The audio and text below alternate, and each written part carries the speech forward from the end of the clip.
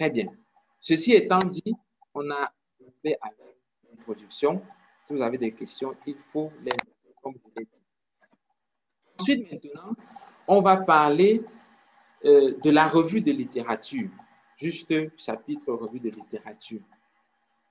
Pour dire ceci, la revue de littérature, c'est un chapitre qu'on va surtout voir dans le protocole de recherche ou dans la thèse ou dans le mémoire.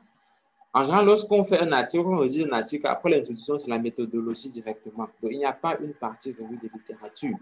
Mais c'est un chapitre important lorsqu'on fait la thèse. Il faut commencer par comprendre c'est quoi l'objectif de la revue de littérature. Pourquoi est-ce qu'on met une revue de littérature dans un travail? La raison principale, il y a peut-être plusieurs raisons, mais la raison principale, c'est permettre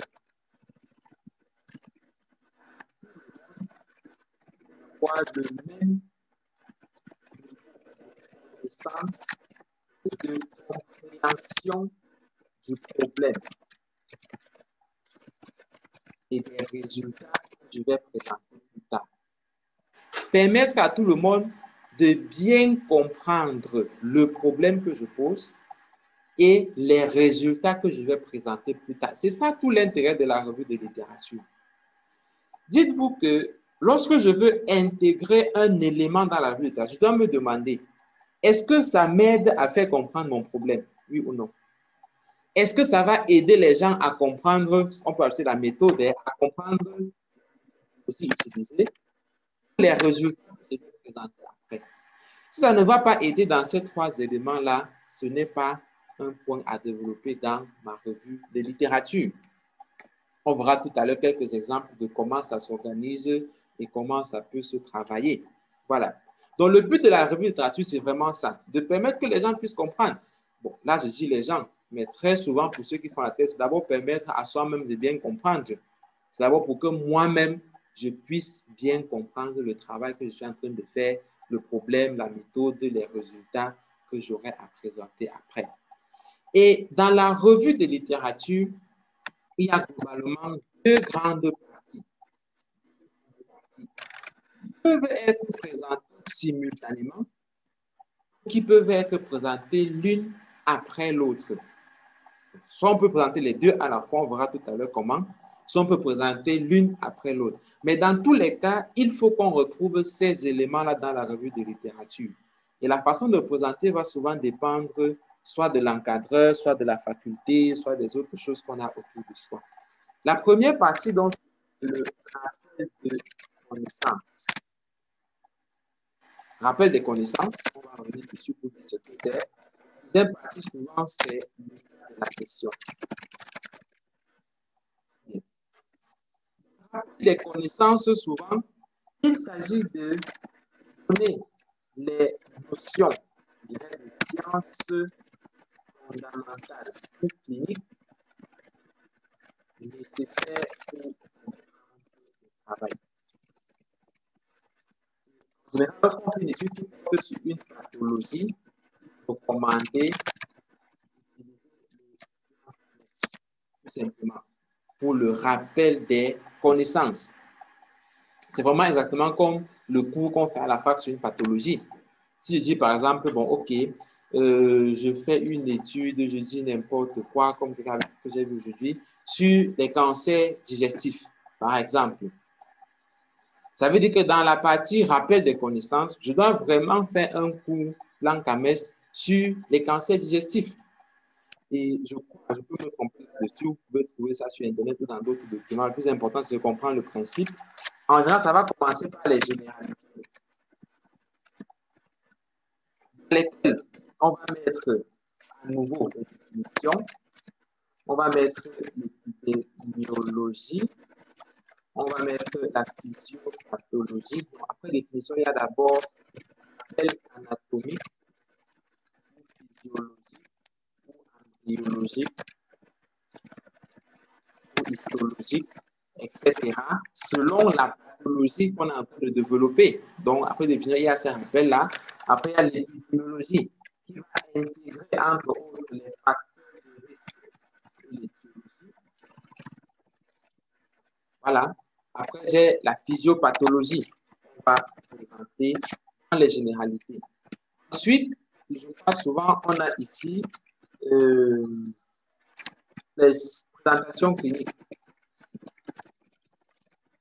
On va mettre les signes, diagnostic clinique, je pense. Diagnostic, on va mettre les signes fonctionnels, les signes physiques. On aura ensuite les diagnostics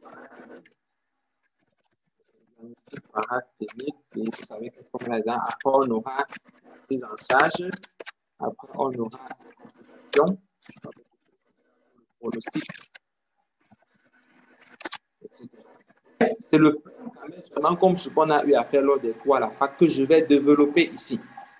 Et ça peut varier d'une pathologie à l'autre. Justement, en chirurgie, il y a certaines choses qu'on va souvent ajouter, en gynéco, il y a des choses qu'on va ajouter, etc. Mais je fais un plan de rappel des connaissances. Et je précise qu'ici, il s'agit vraiment des notions de cours. C'est-à-dire, c'est les faits qui sont établis et qu'on enseigne lorsqu'on parle de cette pathologie-là. C'est pour ça que très souvent, ici, on aura besoin d'utiliser surtout les livres de médecine. On verra ça lorsqu'on va parler de la recherche documentaire. Mais vraiment, c'est le rappel des connaissances sur les différents aspects qu'on a lorsqu'on présente une pathologie, même dans un cours. Voilà. Ça, c'est pour le rappel des connaissances. Lorsqu'on parle donc de l'état de la question, ici, il s'agit de présenter les études antérieures. Pour un aspect de mon travail.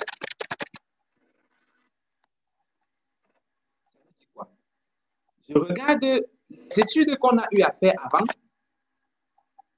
et je vais sélectionner celles qui ont abordé au moins une question de ce que je suis en train de faire.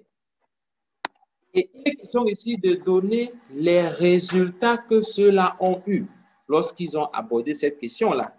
C'est ça qu'on parle d'état de la question. C'est en fait, quels sont les travaux qu'on a déjà faits ailleurs sur le même problème que je suis en train de poser.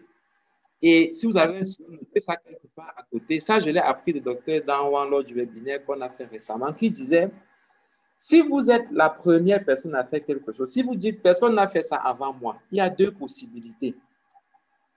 Soit vous êtes le plus intelligent de tous les chercheurs, soit vous êtes le plus idiot de tous les chercheurs. En fait, vous êtes à l'une des deux extrêmes là. Si vous avez l'impression que je suis le premier à faire ça, ça veut dire soit personne n'a pensé à ça avant, vous êtes un gars intelligent, soit ça n'a intéressé personne et vous êtes le plus idiot, ce n'est que vous qui voulez faire ça. Et il est très probable que ce soit plutôt la deuxième option, n'est-ce pas? Vous conviendrez avec moi. Il est peu probable que vous soyez le plus intelligent des chercheurs. Donc, forcément, il y a des gens qui ont fait ce travail avant vous. Et ce qu'on attend ici, c'est que vous présentiez les résultats de ces travaux-là, tout simplement. Et je précise encore, et ça c'est un point sur lequel beaucoup d'étudiants font cette erreur-là. Parenthèse, quand je dis ça, croyez-moi, vous êtes à risque de faire cette erreur. Parce que ça fait 5 ans que je travaille avec les étudiants et c'est des choses que je vois fréquemment. C'est pour ça que j'insiste pour dire attention, ici, là, vous êtes à risque de faire une erreur. L'erreur qu'on fait souvent ici, c'est de chercher les études qui ont fait le même travail que moi. Ça veut dire quoi? Je travaille sur les infections post-opératoires de césarienne à HPV. Je veux connaître la prévalence et les facteurs de risque des infections post-opératoires à HPV. Je vais aller chercher les autres études qui ont également fait prévalence et facteurs de risque d'infection post-opératoire. Ça, ce n'est pas bon. Ce n'est pas ça qu'on nous demande de faire ici. Mais il est question plutôt de voir chaque aspect de mon travail de recherche. Est-ce que quelqu'un a eu à faire ça? Si oui, je présente ça ici. D'ailleurs, on doit présenter cette partie en suivant ses objectifs spécifiques. Par exemple, mon premier objectif peut être de décrire la population des femmes qui ont bénéficié d'une césarienne à HPV. Deuxième objectif, c'est donner la prévalence des infections post-opératoires des césariennes. Troisième, c'est donner les facteurs de risque de ces infections-là. Dans l'état de la question, mon premier point, ça doit être un profil césarienne. Parce que c'est ça la première information que je vais présenter aux gens. Donc, je vais aussi chercher toutes les études, enfin, les études qui ont ce résultat dans leurs travaux. Du coup, même si je trouve une étude qui a été faite en pédiatrie, c'est une étude qui portait, par exemple, sur les complications néonatales de la césarienne. Donc, on a pris les nouveau-nés. Mais en passant, on a quand même décrit les antécédents maternels, on a décrit le profil de ces femmes-là, comme on fait souvent en pédiatrie. Cette étude-là va m'aider ici. Parce que j'ai affaire au résultat d'un profil de femme ayant eu une césarienne, tout simplement. Et c'est ce que je cherche ici. Donc, je vais aller dans cette étude-là, bien que ce soit une étude faite en pédiatrie sur les nouveau-nés et que mon travail porte sur les femmes ayant bénéficié d'une césarienne, je prends quand même cette étude parce que j'ai un résultat là qui est similaire à ce que je suis en train de chercher dans mon travail de recherche.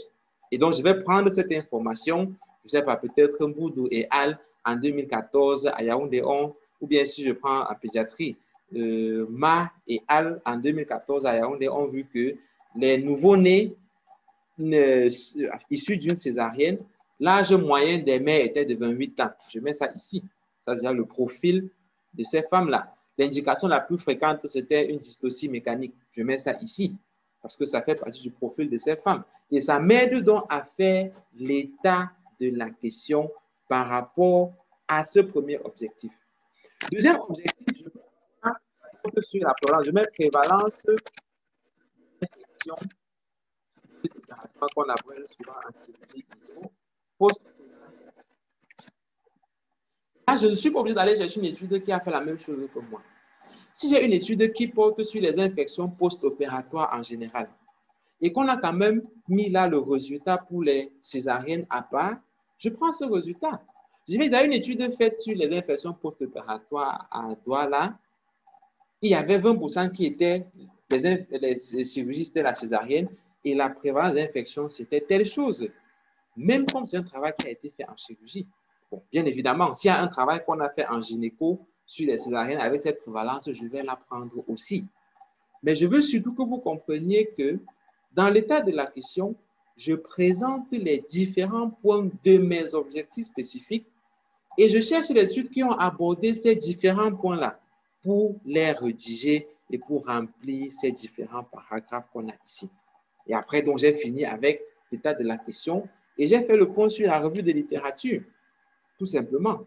Et ça, c'est comme je disais, la façon de présenter de manière séparée. Quand je veux présenter d'une part l'état de la question et d'autre part le rappel des connaissances. Moi, je vous suggère d'ailleurs d'adopter cette façon si votre encadré et votre faculté le permettent. Moi, je trouve que c'est assez pratique. Ça permet soi-même de se retrouver et de mieux organiser ses idées. En plus, ça va vous aider après, lorsqu'on va parler de la discussion. Je ne vous dis pas de réfléchir à la discussion maintenant, pas du tout. Mais ça va vous aider après, lorsqu'on parlera de la discussion, à mieux faire cette discussion-là, à mieux présenter son résultat de la discussion. L'autre option, comme j'ai dit, c'est de présenter les deux simultanément. Ça veut dire que je ne fais pas un paragraphe de la question, mais je fais juste un paragraphe revue de littérature. Et dans ce paragraphe-là, lorsque je fais le rappel de connaissances, je vais directement insérer les informations que j'ai sur l'état de la question. Directement, au même moment. Je ne vais pas revenir après pour présenter ça. Par exemple, lorsque je fais les deux de manière jumelée, quand j'arrive aux généralités ici, bien dans le diagnostic clinique, signe fonctionnel. Je vais par exemple dire les principales présentations cliniques des AVC. C'est déficit moteur, déficit sensitif, etc. Ça, c'est ce qu'on a vu dans le livre. Mais je vais ajouter directement Mapoure et Ada, une étude à Douala, ont trouvé que telle présentation était chez tel pourcentage de patients, telle présentation était chez tel pourcentage. Et vous voyez que là, je suis déjà en train de donner l'état de la question sur le profil clinique des AVC qui fait probablement partie de mes objectifs de recherche. Et ainsi de suite, je vais pouvoir jumeler ces deux éléments et avoir une seule partie, un seul chapitre revue de littérature dans mon travail. Ceci étant dit, pour terminer sur la revue de littérature, je vais vous présenter un exemple de revue de littérature qui là encore est extrait du livre auquel j'ai fait allusion tout à l'heure, le guide de pratique d'initiation à la recherche quantitative en santé. Voilà, c'est un exemple pratique qui est dans ce livre-là, juste pour montrer comment est-ce qu'on fait une revue de littérature. Ça, ce que j'ai pas dit, et je crois que vous l'aurez compris, ça va de soi. Quand on fait la revue de littérature, on commence toujours par un plan. Et le plan doit être le plus détaillé possible. Ne commencez pas la revue en prenant votre ordinateur, vous commencez à saisir. Vous allez vous perdre en chemin. Faites un plan et faites corriger votre plan même, de préférence par l'encadreur, sinon par d'autres personnes, par des aînés. On en parlera lors des prochains cours. On voudra bien que ceux qui ont fait le plan puissent présenter et qu'on puisse corriger et qu'on puisse en discuter. Donc là, à l'écran, vous avez un exemple de plan de revue de littérature. Bon, c'est le plan amélioré de ma thèse. Amélioré parce que quand je faisais la thèse, je ne connaissais pas tout ça. Et donc, moi, j'ai fait beaucoup d'erreurs. Mais après avoir amélioré, voilà ce que ça a donné à peu près. Donc, j'ai une partie de revue de littérature. Première partie, c'est rappel des connaissances. Et je peux peut-être avancer là pour que vous voyez directement. La deuxième partie, c'est des études antérieures, donc l'étude de la question. En fait. Dans le rappel des connaissances, on a généralité, diagnostic clinique, diagnostic paraclinique, prise en charge des AVC, comme je disais. Dans les généralités, on a définition des types d'AVC, de l'anatomie.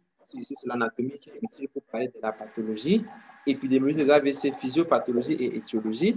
Ensuite, diagnostic clinique, on a les infarctus, on a les hémorragies. Paraclinique, on a l'imagerie médicale et les autres examens. On a la prise en charge, une mesure générale, traitement spécifique et la rééducation.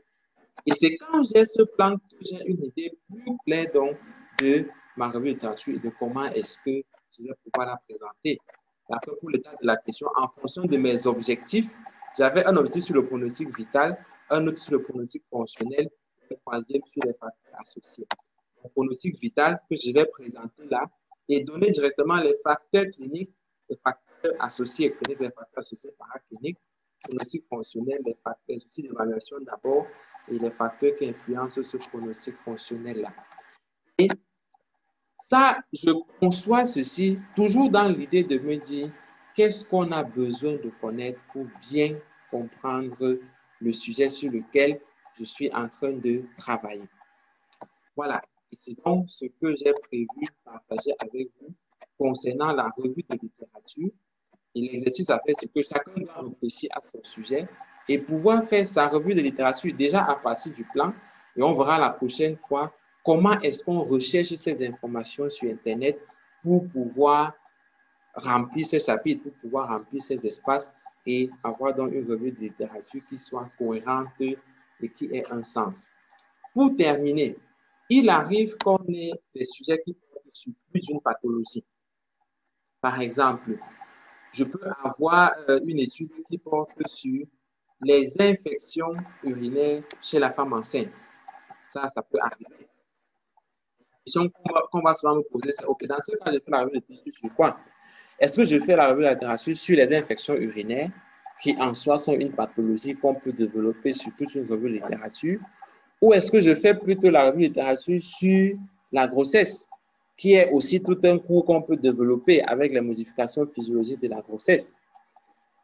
Ou alors, est-ce que je fais les deux?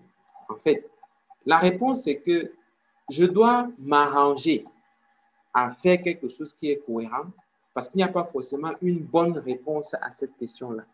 L'essentiel, c'est que ce que je fais doit être cohérent.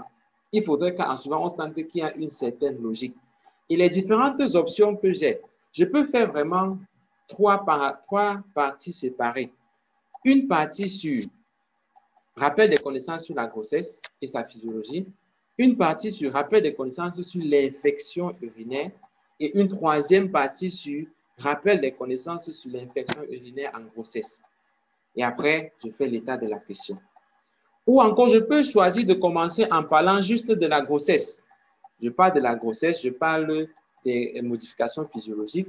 Et quand j'arrive dans le système urinaire, je vais insister sur les infections urinaires. Là, je vais une fois développer tout ce que j'ai à dire sur les infections urinaires dans la partie complications urogénitales de la grossesse. Ça, c'est une approche. Tout comme je peux choisir d'entrer par la porte des infections urinaires que je vais développer. Et quand je vais arriver sur les facteurs de risque, je parle de la grossesse et je développe maintenant tout ce que j'ai à dire concernant la grossesse dans le cadre des infections urinaires. Ou je peux décider de faire un autre mélange suivant une organisation précise. Mais il faudrait déjà que je puisse construire un plan le plus détaillé possible, vraiment aller jusqu'au titre de niveau 3 si c'est possible, le plus détaillé possible et faire corriger, échanger avec les gens pour qu'on se rende compte de ce que voilà, le plan que j'ai est cohérent, ça peut tenir et je vais commencer donc à développer les chapitres qui rentrent là-dedans. Et je vais donc m'arrêter sur ce point.